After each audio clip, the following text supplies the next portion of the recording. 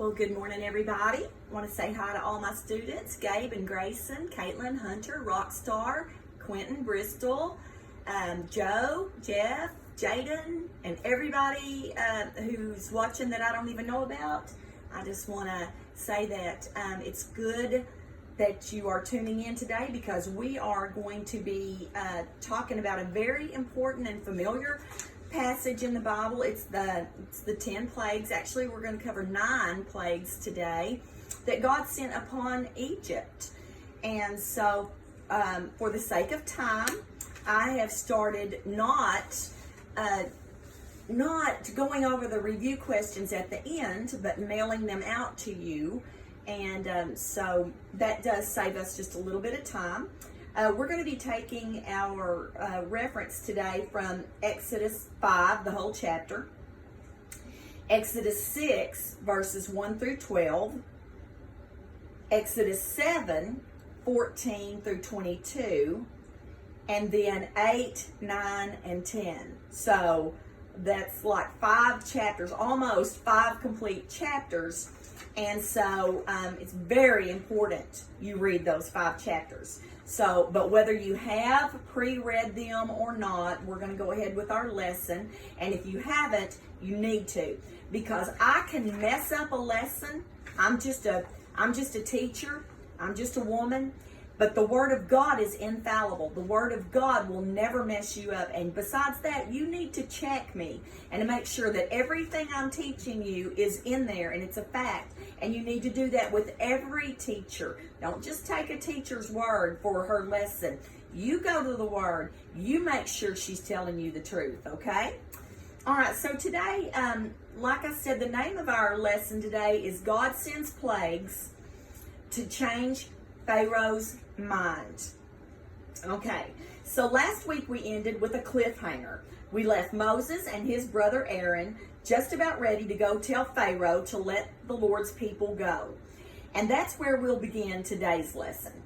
I wonder if you thought the Pharaoh would just say, well, I sure hate to see them go. I won't have any slaves to make my bricks, but oh well, y'all have a safe travel. If you thought that, you were dead wrong.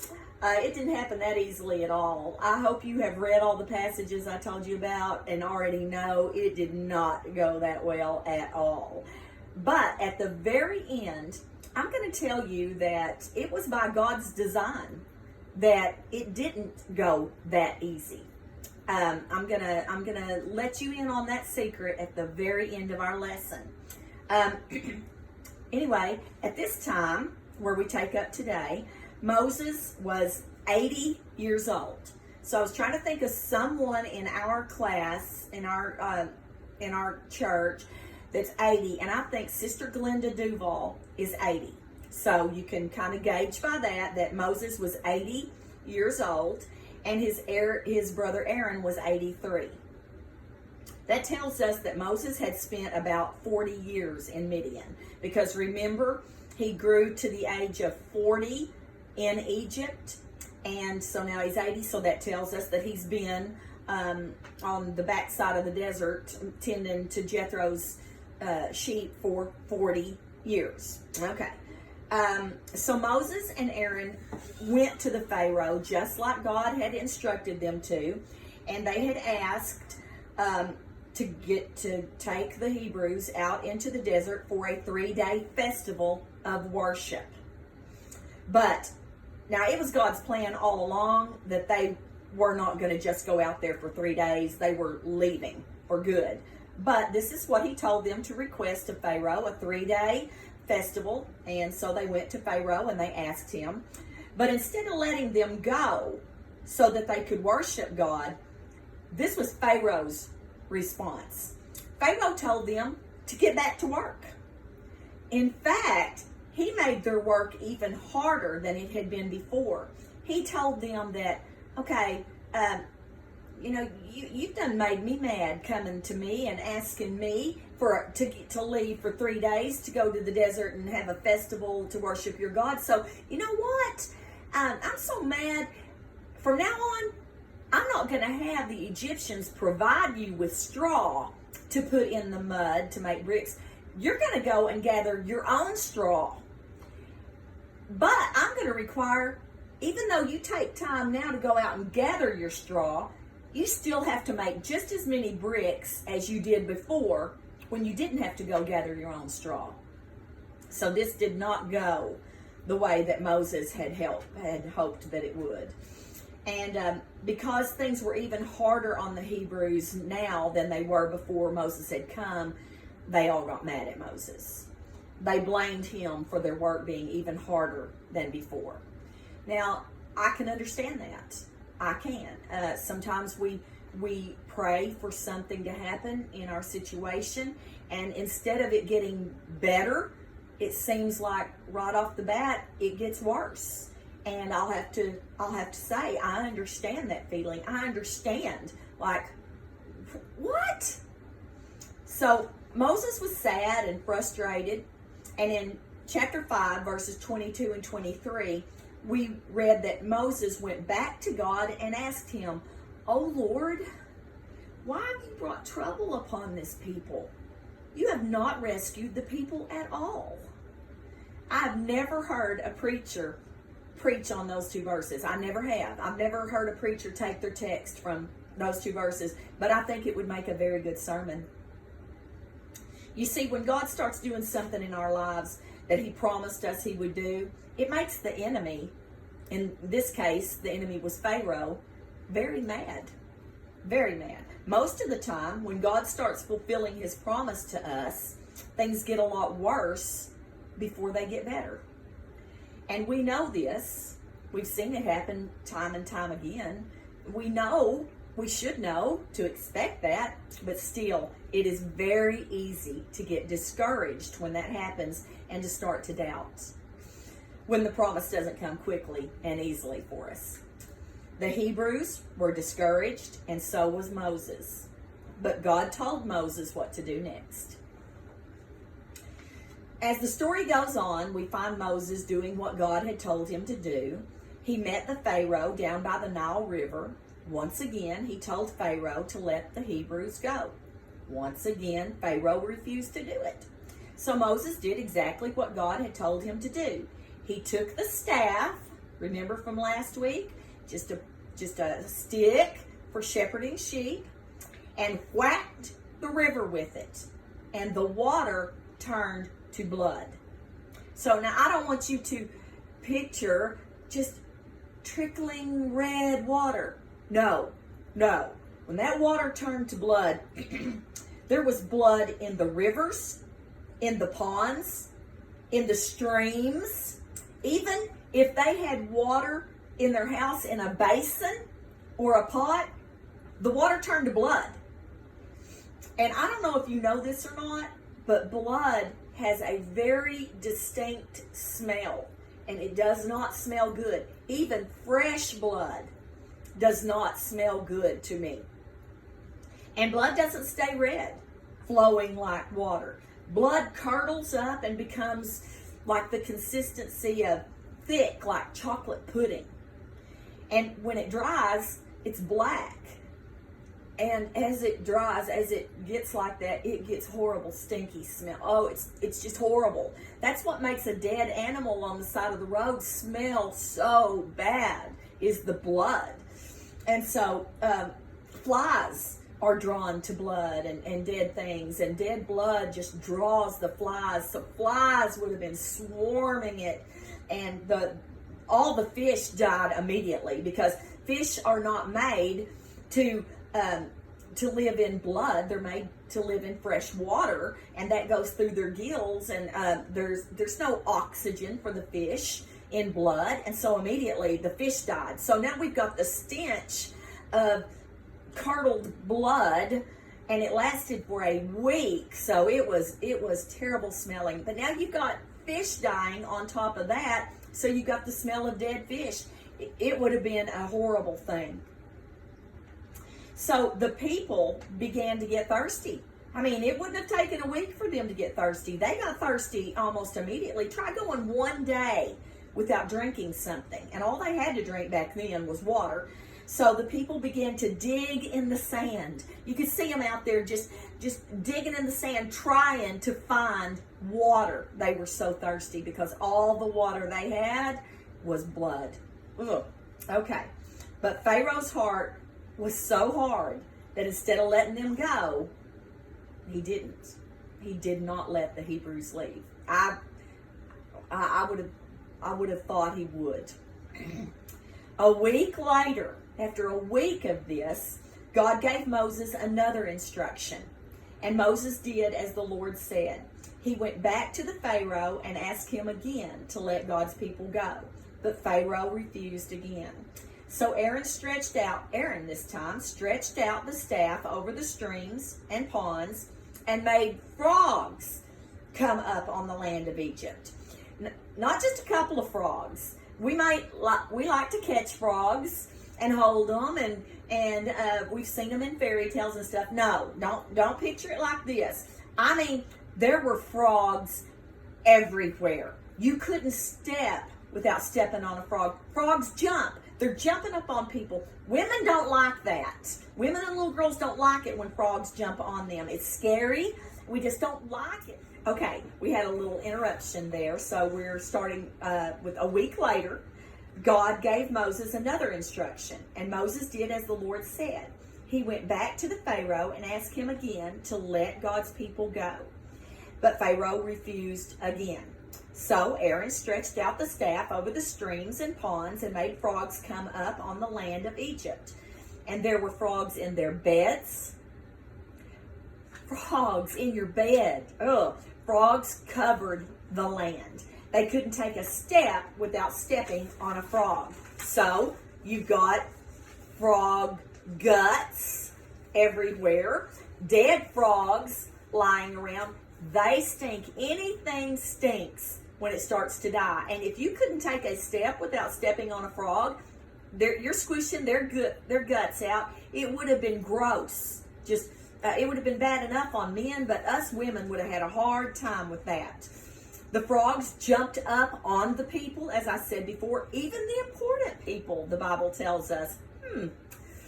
When they sat at the table trying to eat their supper, frogs were jumping into their food. Frogs pee a lot too. So very soon there was frog pee on everything. I'm just trying to paint the picture here. It was disgusting. Disgusting. So Pharaoh finally agreed. Okay. See, I would have thought the blood would have done it, but it was the frogs. And Pharaoh agreed to let the people go if Moses would pray to God and ask him to take the frogs away. So all the frogs died, and the people swept them up into piles, and you could hardly stand the smell of those dead frogs. But they threw them in the river and got rid of them. But as soon as the mess was cleaned up, guess what? Pharaoh reneged. Pharaoh changed his mind and said, no deal, I'm not letting the people go. So next, God told Moses to have Aaron strike the dust on the ground. And when he did, the dust became gnats. You know what gnats are? They're the little teeny tiny things, and sometimes you'll see them, just a swarm of them. And so how many gnats would there have been if every particle of dust on the ground became a gnat? I mean, the ground is dust. It's every bit dust. And so if every little tiny dust particle became a gnat, how many gnats were there? I mean, I'm picturing you wouldn't have been able to see for the swarms of gnats. The gnats were on people and animals alike, the Bible tells us. There are 3 things that I know about gnats. Number 1, gnats bite. And those bites itch like crazy. And as they're healing, they crust over, and you want to scratch that, and then it becomes a sore. But the itching is the hardest part. Number 2, gnats love to fly very close to your eyes. I think they try to get a drink out of your eyes. I think that's what I've read. And so they actually get in your eyes. And when they do, then you got to try to clean them out of your eyes. Well, that's just if you're out in the woods and you come upon a small swarm. These were swarms and swarms of gnats. You could not have breathed without sucking them in. I don't see any way you could have breathed without breathing in some gnats. They would have come through your nose or your mouth, and they would have caused you to be choking and coughing. So I'm sure that people were trying to cover their noses and mouths to keep from breathing them in. I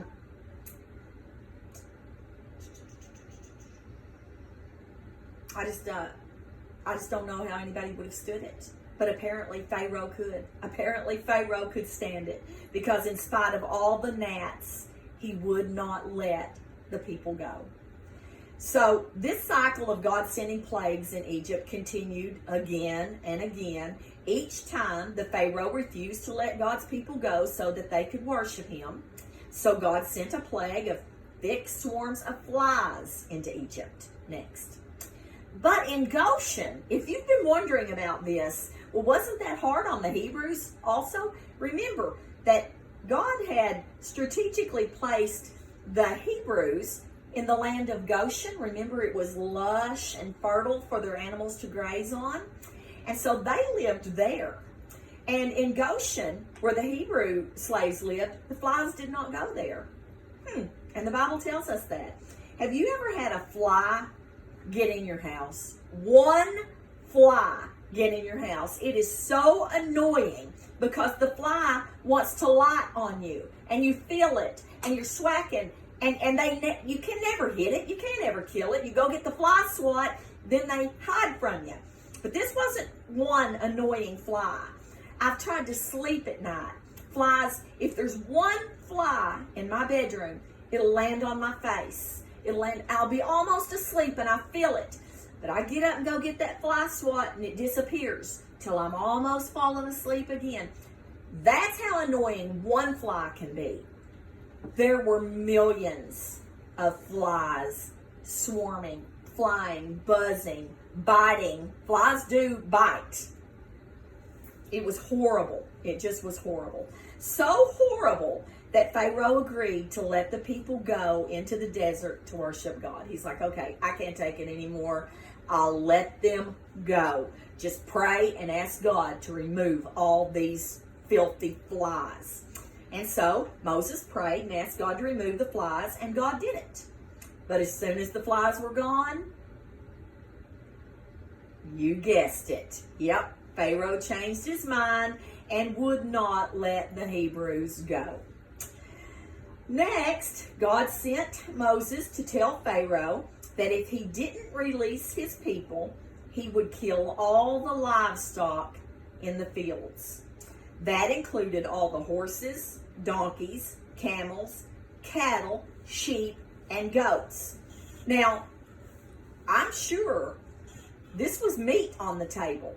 If I understand correctly, and unless there's something about their culture that I don't understand, livestock in the fields means meat on the table, right? It does to a farmer. But Pharaoh wouldn't let the people go, so God did as he had said, and he killed all the livestock out in the fields. Big blow to their economy. Unless there's something I don't know about, this would have taken the meat off of their table. So God did as he said, but in Goshen, where the Hebrews were, their livestock, not a one of them died. So God was able to bring all these plagues against Egypt to get their attention. And yet none of these bad things were happening in Goshen where the Israelites were. So the sixth plague God sent into Egypt was boils. Oh my gosh, boils.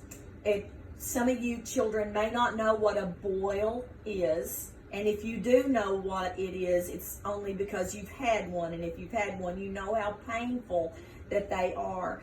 A boil is a very painful, festering sore that begins under the skin. And it just rises up and it rises up. I think my mom used to call them risings, because they would rise up. Above the skin, it's all red around it, and it comes to a head, and it's just full of what I call pus, full of infection. And when a person gets a boil, they have to find a way to draw that infection to the top and then mash it out. There's different salves, and sometimes people put a raw potato on it to draw it out.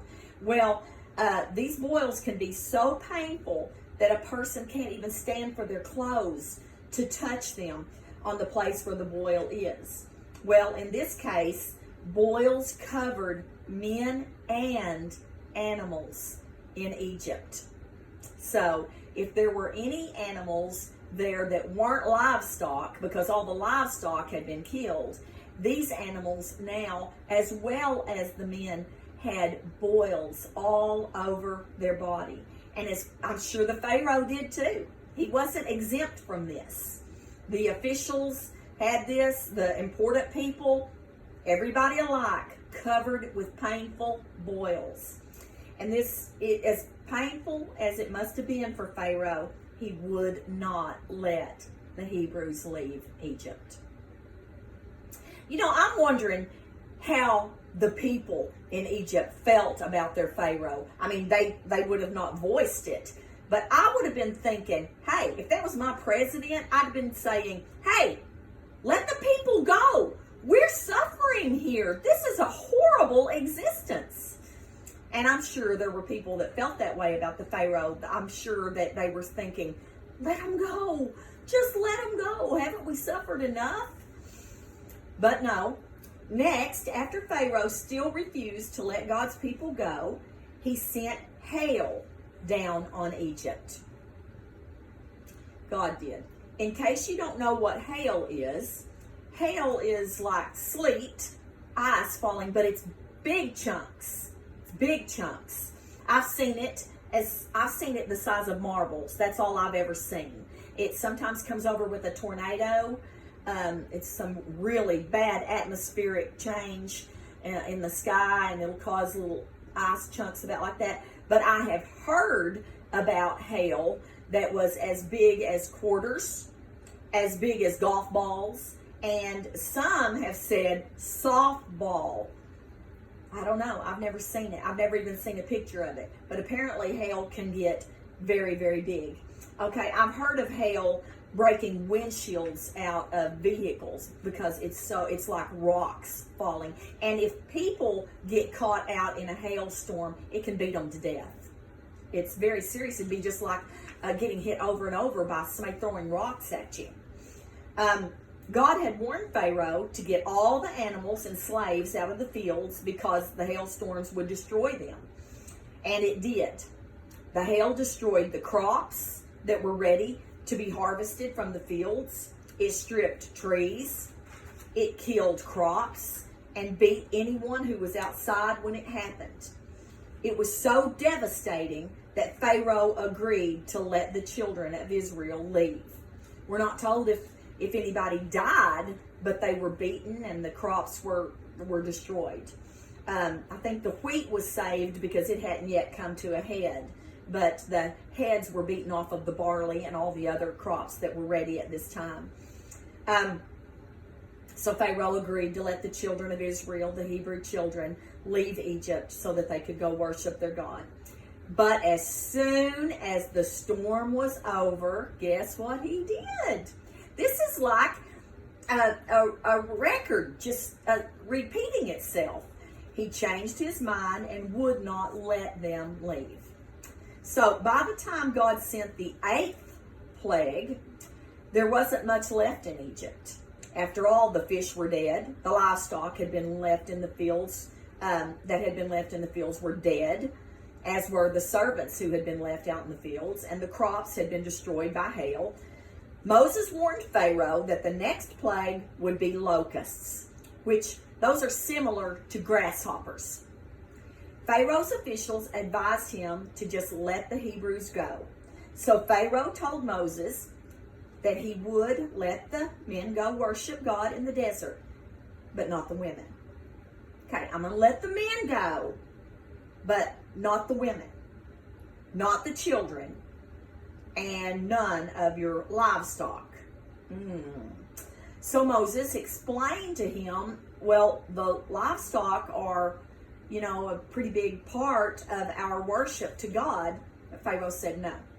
So then they ran Moses and Aaron out of Pharaoh's presence. So they're like, just get out of here. So God sent the locusts, and they stripped the trees bare. The crops were already gone, but if there was any left, they ate the crops. They ate the leaves off of the trees. There was not an inch of the ground that was not covered by locusts. With every step a person took, they stepped on locusts. Locusts jumped up on them. And if they're like grasshoppers, the feel of their legs on you, they kind of attach to you. It's very frightening. It's very disturbing for a woman to have a grasshopper to fly up on her. Even a woman that's a farmer doesn't like it. So, crunching under their feet. By the time those locusts swept through Egypt, there was not a speck of green grass, green crops in the field, or green leaves on any of the trees. It was bare. It was gone. Egypt was devastated by these plagues. There's one more we're going to talk about in this lesson today, and it's the 9th plague, and it was darkness. Now, I don't know if you've ever woke up at night and your electricity has gone off, but it's a darkness that makes me feel like I can't breathe. It's a darkness that's thick and you can just feel it. I like for there to be just a little bit of light, maybe just a street light or some stars, or maybe a night light on in the house, maybe one light left on the house. Because if I get up during the night, I don't want there to be total darkness. It's just scary.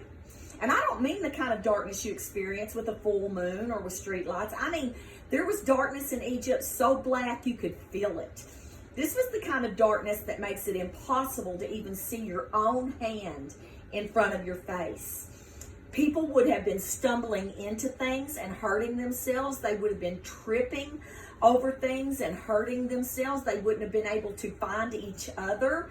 They wouldn't have been able to find their children. I can think of all kinds of horrible things that would have been happening because of this kind of darkness. The darkness lasted in Egypt for 3 days. Oh me. Yet in Goshen, where the Hebrews lived, there was light. Pharaoh sent for Moses and told him that he would let the men and women go so they could worship their God. But he wouldn't take their animals with them. See, he's getting closer. He's getting closer. This time, men and women can go. You can take your families, but you're still not taking the livestock. And so Moses explained to him that the Hebrews worshiped God by offering their animals as sacrifices. They killed bulls and rams and oxen and sheep. And so they needed to take them with them out in the desert. But he said, no, I'm not going to allow you to do that. And he sent, because you know what? He figured, if I let y'all go, men, women, children, and all your livestock, you're not going to come back. See, he kind of figured that. So Pharaoh would not allow it. And he sent Moses away and told him to never come to him again. I never want to see your face again, Moses. Don't ever come back here to the palace and ask to talk to me again. And that turned out to be a big mistake on Pharaoh's part. A big mistake.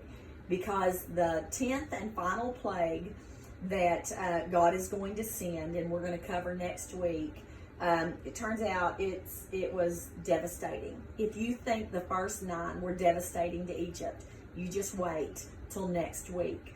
We're going to stop here today, but the one we'll cover next week, the 10th plague, it is one of the most important things that ever happened in the Old Testament, and it carries over into the New Testament, and it makes the New Testament and Jesus's death on the cross make sense. Okay, so it's very important, and that 10th plague deserves a lesson all to itself. Okay, so we will cover that next week. I told you though that at the end of the lesson I would explain to you why that God was sending these plagues, and why that it was part of God's own design that Pharaoh would keep refusing. And so with the first one, the Pharaoh, his heart was hardened and he wouldn't let the people go. So God sent another one. And all this time, these things are happening in Egypt, but not in the land of Goshen, where God's people are. And the very fact that Pharaoh kept hardening his heart and changing his mind was all part of God's design. Actually, God knew it would happen that way and had a reason for it happening that way. So I just want to read just a couple of scriptures that I found throughout here that really explained that, and we'll end that way, okay? All right, so chapter 7, verse 5. And the Egyptians will know that I am the Lord when I stretch out my hand against Egypt and bring the Israelites out of it. Then in that same chapter, verse 17, this is what the Lord says. By this you will know that I am the Lord. Chapter 8, verse 10. Moses replied, it will be as you say, so that you may know there is no one like the Lord our God. Okay. Verse 22. But on that day I will deal differently with the land of Goshen, where my people live. No swarms of flies will be there, so that you will know that I, the Lord, am in this land. Okay, go over to chapter 9, verse 14. So that you may know that there is no one like me in all the earth. Going down to 16. But I have raised you up for this very purpose, that I might show you my power, and that my name might be proclaimed in all the earth. Okay, go over to 10. And I'll start with verse 1. Then the Lord said to Moses, go to Pharaoh, for I have hardened his heart and the hearts of his officials, so that I may perform these miraculous signs of mine among them, that you may tell your children and grandchildren how I dealt harshly with the Egyptians, and how I performed my signs among them, and that you may know that I am the Lord. So we see all through here, this whole thing was orchestrated by God and by his design, so that God could send these plagues on Egypt that only God could send, that only God could stop when Moses would pray that they stopped, so that the Egyptians knew, I am God, you're not. You may be the Pharaoh, you may be the officials, I'm God of this land. And also, so that the Israelites saw everything. The Hebrews saw this, everything that God was doing, they were getting a bird's eye view of, yet they were protected. They saw time and time again God demonstrating his power, that he was God, that he could do things that only he could do, that he could be the only one to stop those things. And it was all for the purpose that not only the Egyptians, but also that the Hebrews see that there was one God and that he held all the power. And then at last in chapter 10 we read, so that you would tell your children and grandchildren these things, that I, God, did these things that no man can do. And I guess they did tell their children and their grandchildren. I'm telling my grandchildren today. So you see, these demonstrations of God's power and Pharaoh resisting this, it had a larger plan. It was so that even today, in 2020, we're reminded that God can do things that only God can do. And God can stop those things when he wants to stop them, so that we can all see and know there's only one God, and he has all the power. So until next week, you all guys, all of y'all, have a great week and be blessed. I love you.